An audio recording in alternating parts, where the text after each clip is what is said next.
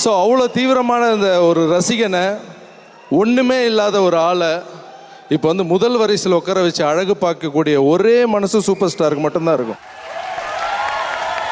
அவர் நமக்கு கிடைச்ச ஒரு பொக்கிஷம், அவர் நம்மளுக்கு கிடைச்ச மிகப்பெரிய அதிர்ஷ்டம். நான் சொல்கிறேன், கடவுள் வந்து ஒருத்தரை ஒரு காரிய காரணத்துக்காக செட் பண்ணுவாங்க, படைப்பாங்க. அந்த காரண காரியம் வந்து அவங்க முழுமைப்படுத்திட்டு போவாங்க இங்கேருந்து. ஸோ கடவுள் வந்து ரஜினி சாரை படைச்சிருக்கிறதுக்கு ஒரு காரணம், தலைவரை படைச்சிருக்கிறதுக்கு ஒரு காரணம். ஸோ நம்ம என்ன பண்ணுவோம், ஒரு அமைதி வேணும்னும் போது எங்கே போவோம், ஒரு குருஜி கிட்ட போவோம். அந்த குரு என்ன சொல்வார், ஃபஸ்ட்டு பிராணாயாமா பண்ணுங்கன்னுவாங்க, அப்புறம் சுனுமுன நாடி, இடகலை பின்கலைன்னுவாங்க, அப்புறம் சக்கராஸ்லாம் ப்ராக்டிஸ் பண்ண சொல்லுவாங்க. சக்கராஸ்லாம் ப்ராக்டிஸ் பண்ண அப்புறம் லாஸ்ட்டாக ஒன்று சொல்லுவாங்க, நீ உடம்பு